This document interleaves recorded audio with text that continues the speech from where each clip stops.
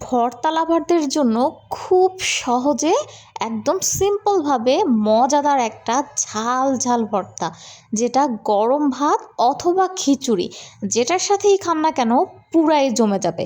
আর এই ভর্তাটা এতটা মজা, এতটা অসাধারণ, বানিয়ে না খেলে কিন্তু মিস করবেন।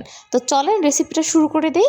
প্রথমেই চুলাতে কড়াই দিয়ে সেখানে তেল দিয়ে দিলাম হচ্ছে পেঁয়াজ, আর দিয়ে দিলাম বেশ কিছুটা রসুন কুচি।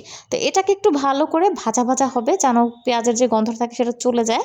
ভাজা ভাজা করে এর মধ্যে আমি দিয়ে দিব হচ্ছে গিয়ে শুকনা মরিচ আর টমেটো, এটাকে আমি বেটে নিয়েছিলাম সেই পেস্টটা, আর দিয়ে দিলাম হচ্ছে একটু লবণ আর একটু হলুদ। তো এটা দেওয়ার পরে এটাকে নেড়ে চেড়ে মিশিয়ে এটার যে কাঁচা কাঁচা গন্ধ সেটা দূর হয়ে যাওয়ার পরে এখানে আমি একটু পানি দিয়ে দিব। তার মধ্যে দিয়ে দিলাম হচ্ছে 2টা বাঁশপাতা শুটকি। শুটকিটা দিয়ে ভালো করে নেড়ে চেড়ে মিশিয়ে অপেক্ষা করব শুটকিটা সিদ্ধ হয়ে যাওয়া পর্যন্ত। শুটকিটা সিদ্ধ হয়ে গেলে শুটকির মধ্যে যে কাঁটা আছে সেই কাঁটাটা আমি বেছে নিব। বেছে নিয়ে এখন এটাকে নেড়ে চেড়ে মিশিয়ে তেলে ওঠা ওঠা ভাপ করে এটাকে আমি ভালো করে ভেজে নিব। এই পর্যায়ে কিন্তু এত সুন্দর একটা ঘ্রাণ বের হবে, এই ঘ্রাণেই আপনার ইচ্ছে করবে যে আমি এখনই এটাকে খেয়ে ফেলি। আমার রান্না কিন্তু পুরাই রেডি, একদম তেল ওঠা ওঠা ভাব হয়ে গিয়েছে। এটা কিন্তু আপনারা সংরক্ষণ করেও খেতে পারবেন প্রায় 1 মাসের মতো। ভিডিওটা ভালো লাগলে অবশ্যই লাইক, কমেন্ট আর শেয়ার করে দিবেন। ধন্যবাদ।